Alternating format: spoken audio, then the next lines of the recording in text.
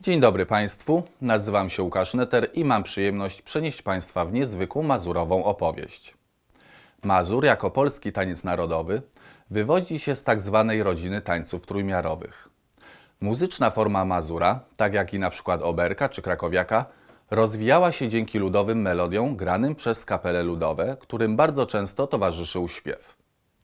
Wokalne wykonanie mazura mogło poprzedzać formę instrumentalną, bądź występowało ono integralnie z warstwą muzyczną mazura. W wyniku zainteresowania muzyczną formą mazura ze strony zawodowych muzyków, forma ta rozwinęła się profesjonalnie. Tekst stracił na znaczeniu, został odłączony od warstwy muzycznej, co przyczyniło się do powstania wielu opracowań mazura, np. na fortepian, kwartety, orkiestry kameralne, czy wreszcie w opracowaniu na orkiestry symfoniczne. Idealnym przykładem połączenia formy wokalnej mazura z formą instrumentalną w opracowaniu orkiestrowym jest chyba najbardziej znany mazur z opery Stanisława Moniuszki „Straszny dwór”. Charakter muzyki mazura jest żywy i szybki. Metrum mazura to 3/4 lub 3/8. Charakterystyczną cechą muzyczną mazura jest występowanie akcentów w różnych częściach taktów, co przyczynia się do charakterystycznego rytmu, dynamiczności i temperamentu muzycznego mazura. Charakterystyczne formy muzyczne mazura tworzyli znani kompozytorzy, np. Chopin, Sygietyński, Moniuszko, Młynarski, Osmański i wielu innych. Mówiąc o mazurze jako tańcu narodowym, musimy nawiązać do jego form, które z różnych względów, np. kulturowych czy politycznych, przybrały zróżnicowany wymiar. Należy tutaj wyodrębnić mazura szlacheckiego, ułańskiego, a także mazura w formie salonowej. Mazury te w swoim wykonaniu ruchowym i estetycznym różnią się między sobą. Czerniawski w swoim dziele z 1860 roku o tańcach narodowych z poglądem historycznym i estetycznym pisze tak. Mazur, jako taniec szlachty naszej, wyszedł od ludu, jak go dawno u nas tańcują z trudnością. Coś o tem można powiedzieć. Ani w XVI, ani w XVII wieku żadnego nie można o nim znaleźć wspomnienia u ówczesnych pisarzy. Być może, że albo mazur był znany pod jakimś innym imieniem lub jako taniec wystąpił potem dopiero. O mazurze dosyć ogólnie można powiedzieć, że jest tańcem wyjątkowym. Jednak każdy, kto bardziej szczegółowo przypatrzy się mazurowi, odkryje, że to taniec, który łączy w sobie cechy różnych polskich tańców narodowych. To właśnie w nim tkwi sekret jego niepowtarzalności i oryginalności. Karol Mestenhauser w trzeciej części swojej książki „Mazur i jego zasady” pisze tak. Do mazura wchodzą wszystkie tańca pierwiastki. Dużo w nim jest pierwiastku wojennego. Sam krok jego przedstawia nam dobitnie jeźdźca hasającego w koniu. Tupanie nogą to bicie niecierpliwego rumaka. Hołpce to spinanie ostrogą. A żywy, więcej skoczny niż posuwisty krok tańcującego, raz cwał, drugi raz kus. To znowu stępo, oznacza poruszenie głowy, to jest toczenie rumakiem.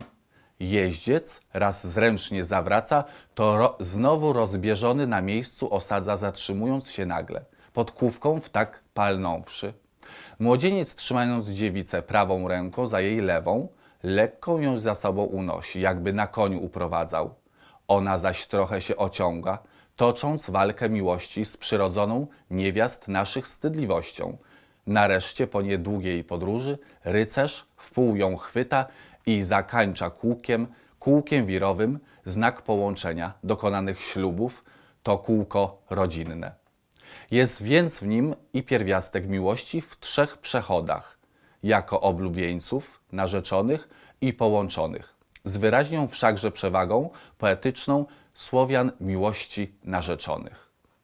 Tancerze prezentujący mazura wykorzystują kroki, figury, elementy, ukłony, a także gesty, które pozwalają im najwierniej ze wszystkich innych figur tanecznych przekazać indywidualny charakter tancerza.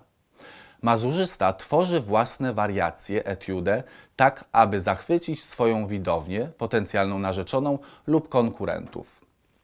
Dzięki twórczości improwizacji tancerz porusza się z lekkością i niezwykłą łatwością.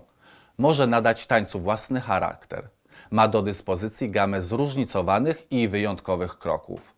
Powszechną praktyką była sytuacja, w której tancerz tworzył własne kroki bądź figury, oddając charakter sytuacji lub dowcip, który tancerz komentował lub prowadził ruchem tanecznym. Ze względu na specyficzny charakter oraz element improwizacji mazur był i jest tańcem trudnym do zatańczenia, zwłaszcza przez obcokrajowców. Karol Mestenhauser pisał: trzeba mieć ducha miejscowości, trzeba być synem tej ziemi naszej, by pięknym tchem piękną formę utworzyć. Że ze wszystkich polskich tańców narodowych to właśnie w mazurze najwyraźniej widać różnicę w sposobie wykonywania tańca przez partnerkę i partnera, kobietę i mężczyznę. Różnica ta wynika głównie z obyczajów i kultury społecznej, które panowały w owych czasach. Jeśli chodzi o społeczność mieszczańską, szlachecką czy magnacką, kultura osobista w tych kręgach stała wówczas na najwyższym poziomie, co także znajdowało swoje odzwierciedlenie w tańcu. Różnica, która była widoczna w sposobie poruszania się tancerzy obu płci, wynikała także z savoir-vivre, który panował na balach i ówczesnych polskich salonach. Kobieta była subtelna, delikatna, wycofana, eteryczna. Nigdy pierwsza nie podejmowała znajomości z mężczyzną, chyba że w obecności innych osób. Przeważnie za pozwoleniem rodziców czy starszych jej towarzyszy. Mężczyzna szarmancki, stale gotowy, by zaimponować kobiecie. Poszukując partnerki do tańca z należytą kulturą i wysoce wysublimowanym ruchem lub gestem, zapraszał do wspólnego tańca, który był okazją do poznania przyszłej narzeczonej. W swojej książce Karol Mestenhauser porównuje Mazura do polskiej krainy, która jest bogata w różne krajobrazy. Morze, góry, doliny, polany, jeziora, rzeki górzyste, południe kraju i płaskie Mazowsze. Taki też jest właśnie Mazur, odmienny i zróżnicowany, pełen kolorytu, indywidualności i niezwykłości. Mestenhauser znajduje dla Mazura jeszcze jedno porównanie. Taniec jawi mu się jako polska kobieta, jako postać kobiety, jak w Polsce jej stanowisko wciąż zmienione. Tak zmienione są ruchy niewieście w Mazurze.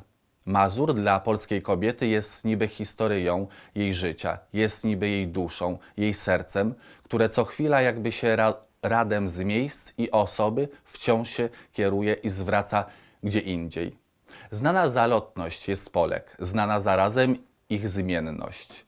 Ciągle we wszystkim przeważa w nich serce, jakiś przeważa w nich poryw. To też tańcując Mazura od razu się Polka wstrzymuje, chwyta za chustkę, podrzuca do góry i czeka, póki ktoś z dala wnet nie podskoczy i złapie. Z przytoczonych przeze mnie cytatów powoli wyłania się obraz Mazura. To taniec parowo-zespołowy.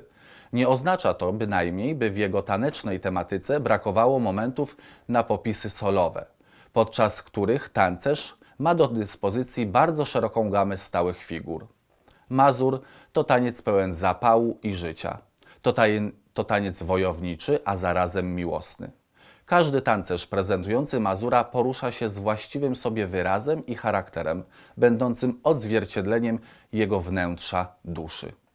Przy tym wszystkim dużą swobodą interpretacji, ekspresji i sposobu wykonania Mazur, jak każdy taniec parowo-zespołowy, nie gubi swej wyrazistej formy w postaci charakterystycznych kroków i figur.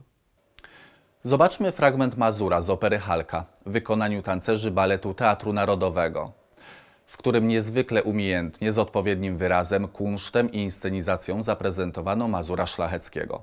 W nagraniu tym słyszymy okrzyki pierwszego tancerza, premiera, tour de main en avant, koło, które dyktuje tancerzom poszczególne figury.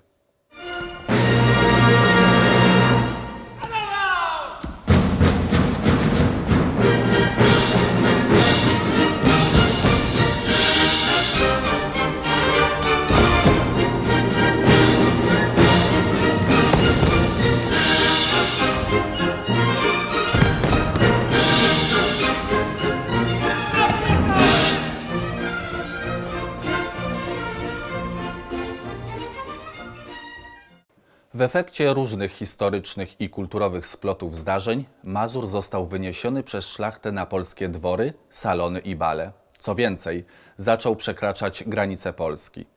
Mazur był niejednokrotnie prezentowany na największych scenach światowych jako taniec charakterystyczny.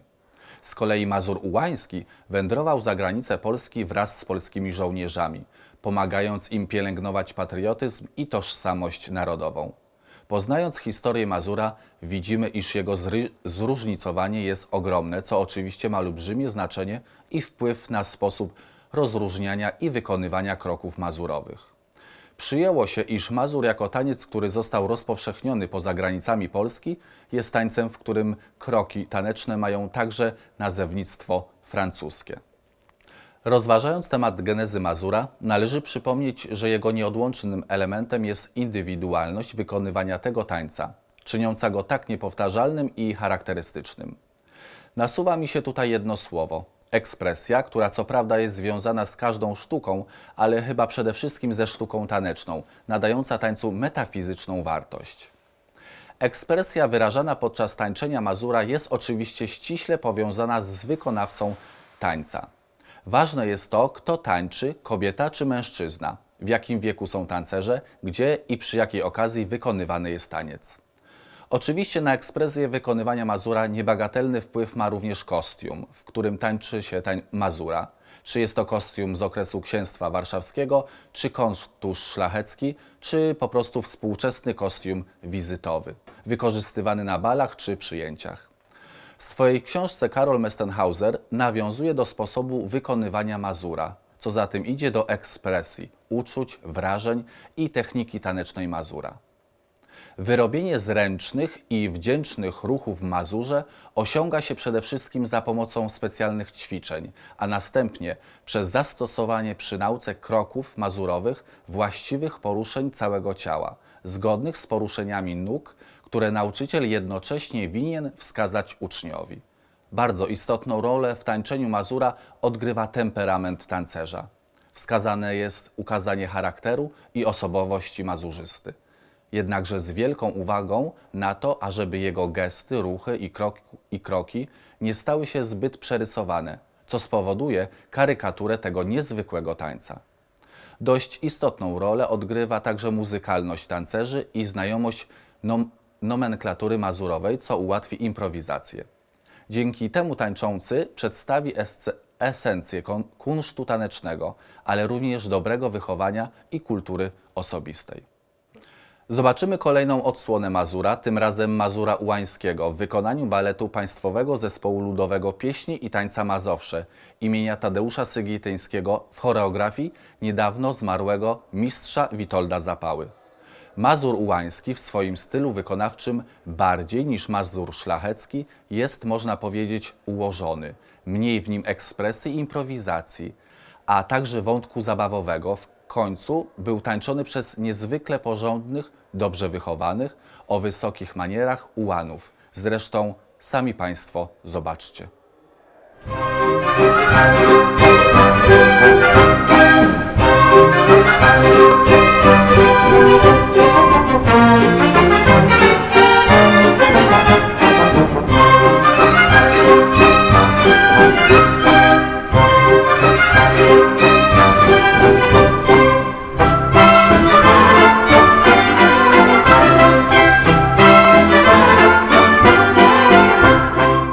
Do Polski moda taneczna dotarła równie szybko jak do innych krajów europejskich. Polska, a głównie Warszawa, zawsze spragniona była światowych nowinek. Życie towarzyskie zaspokajało potrzebę kontaktów utrudnionych w innej formie na skutek zaborów. Bawiono się chętnie, a kontredanse czy francuski taniec salonowy sprzyjał nawiązywaniu znajomości towarzyskich.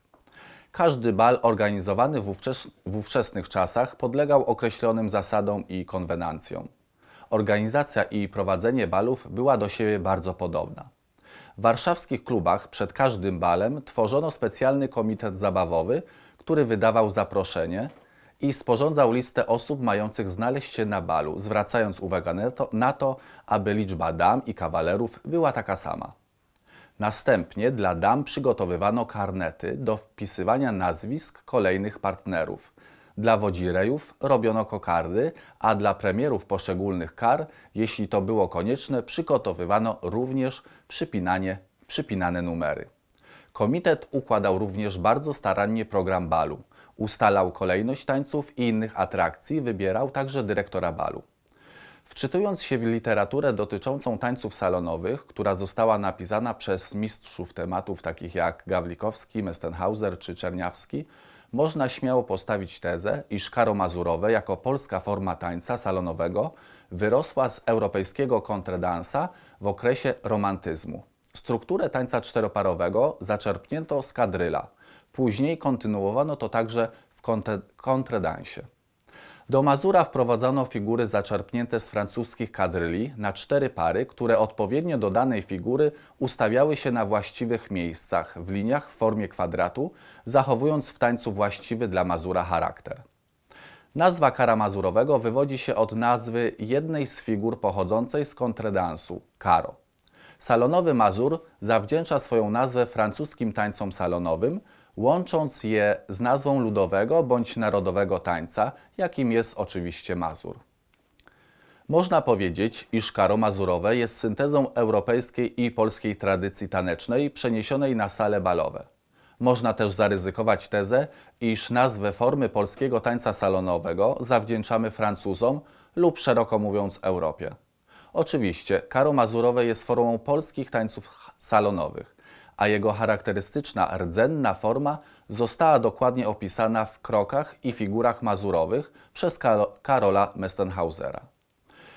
Karo mazurowe, mimo że zostało stworzone na kanwie kontredansu czy kadryla, ma bardzo charakterystyczny, odrębny polski styl, ponieważ jest wykonywany na bazie polskiego tańca narodowego mazura. Tak jak mazur, tak i karo mazurowe wyróżnia się spośród europejskich tańców salonowych swoją fantazją, a także kontrolowaną improwizacją taneczną. W tańczeniu salonowego mazura wprowadzone zostały zasady dla utrzymania porządku w tym jakże trudnym tańcu. Na balach, w których brała udział duża liczba uczestników tancerzy, każda dama otrzymała karnet, w którym kawaler, tancerz, zapisywał swoje nazwisko. Gwarantowało to damie, iż będzie miała swojego partnera do tańca. Jeśli były organizowane bale, w których liczba uczestników była duża, kawaler zapraszał do tańca więcej niż jedną damę. Dzięki temu każda z uczestniczek balu miała możliwość zatańczenia i nikt nie został pominięty. Zasady dobrego wychowania nie pozwalały kawalerowi zatańczyć więcej niż 3 razy z tą samą damą, nawet jeśli był narzeczonym owej damy. Szczególne prawa i obowiązki należały się także damom podczas przedstawienia ich nowym kawalerom. Jeśli na balu został przedstawiony damie nowy kawaler, a ona wyraziła na to zgodę, tańczyli razem. Natomiast nawet po tak oficjalnym i publicznym poznaniu się, kawalera nadal obowiązywała zasada przedstawienia własnej osoby. Na kolejnym balu lub spotkaniu z tą samą damą karo mazurowe było także tańczone w domach prywatnych przy okazji mniejszych przyjęć bądź uroczystości rodzinnych. Wówczas do prowadzenia zabawy tanecznej zobowiązany był gospodarz domu. Jeśli była to uroczystość przeznaczona dla młodzieży, spośród grona tańczących wybierano najlepiej tańczącą osobę, za którą podążał ogół tańczących. Kluczową rolę przy prezentacji kar odgrywała wewnętrzna widownia, czyli uczestnicy balu, a także tancerze z innych kar mazurowych. Podczas prezentacji tanecznej często dochodziło do wylewnych komentarzy, głośnych owacji, braw czy nawet okrzyków. Każdy tancerz, kawaler, był pilnie obserwowany przez damy oraz, a może nawet głównie, przez rodziców, którzy mieli na wydaniu młodą pannę.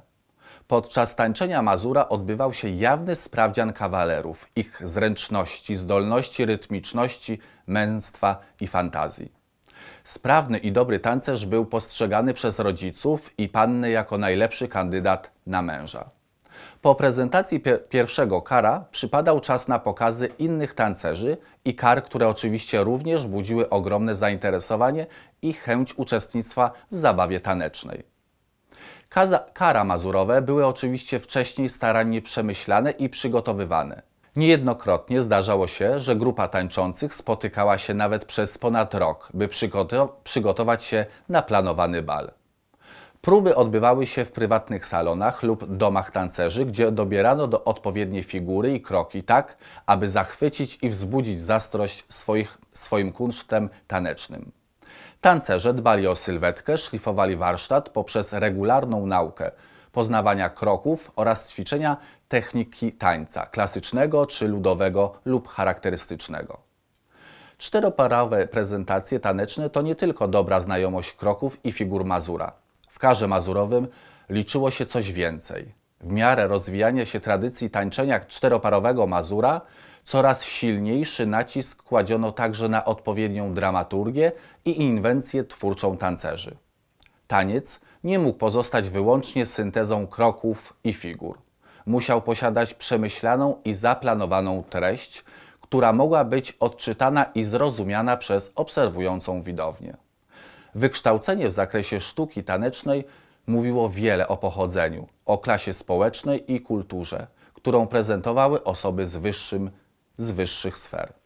Na zakończenie zobaczmy Mazura salonowego w mojej choreografii w wykonaniu uczniów Ogólnokształcącej Szkoły Baletowej imienia Romana Turczynowicza w Warszawie. Dziękuję Państwu za uwagę. Życząc miłego oglądania, kłaniam się nisko ukłonem mazurowym, podkręcając wąsa.